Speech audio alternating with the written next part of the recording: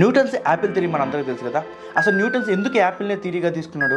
ఏ బనానాని తీసుకోవచ్చు కదా, మ్యాంగోని తీసుకోవచ్చు కదా, మిగతా వాటి ఏ ఫ్రూట్ అని తీసుకోవచ్చు కదా. సో ఈ వీడియో చాలా ఇంట్రెస్టింగ్గా ఉంటుంది. ఈ వీడియోని లైక్ చేయండి, మీ ఫ్రెండ్కి షేర్ చేయండి, ఫాలో చేయండి. Newton's law of universal gravitation అంటే మీ అందరికీ తెలుసు కదా, F=G×M1M2/R². ఈ థియరీ గురించి అందరూ తెలుసు. అదేంటంటే న్యూటన్స్ ఇంటి బయటకు వచ్చి తన పెరట్లో యాపిల్ చెట్టు ఉంటే యాపిల్ చెట్టు కింద కూర్చున్నప్పుడు యాపిల్ కింద పడింది. అది ఎలా పడింది అని తెలుసుకోవటమే ఈ యాపిల్ థియరీ. మన భూమికి గురుత్వాకర్షణ ఉంది కాబట్టి మన భూమి పైన ఏదున్నా సరే భూమి లాగేసుకుంటది, ఆకర్షిస్తుంది. కాబట్టి ఇప్పుడు నేను చెప్దాం అనుకుంటుందంటే ఒక ఫ్యాక్ట్. అసలు న్యూటన్స్ ఎప్పుడు యాపిల్ తో కంపేర్ చేస్తూ గురుత్వాకర్షణని చెప్పలేదు. విలియం స్టేక్లీ అనే ఒక వ్యక్తి, ఈ న్యూటన్ శిష్యుడు ఆర్ ఫ్రెండ్, తను జనాలకి అర్థం అవ్వాలని చెప్పేసి తను ఈ యాపిల్ థియరీతో చెప్పాడు. న్యూటన్స్ చెప్పినట్టు చెప్పాడు. ఇప్పటికీ న్యూటన్స్ ఈ యాపిల్ థియరీ చెప్పాడు అన్నది క్వశ్చన్ మార్క్.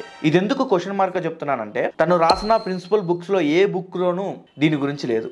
అండ్ గ్రావిటీని ఎక్స్ప్లెయిన్ చేస్తూ కూడా తను ఎప్పుడు ఈ యాపిల్ గురించి ప్రస్తావించలేదు. సో ఈ యాపిల్ థియరీ అనేది కల్పిత కథ, మనకు అర్థం అవ్వటానికి చెప్పిన థియరీ అనమాట. ఈ వీడియోపై మీ అభిప్రాయం కామెంట్ బాక్స్ లో కామెంట్ చేయండి. మళ్ళీ కద్దాం వేరే వీడియోలో.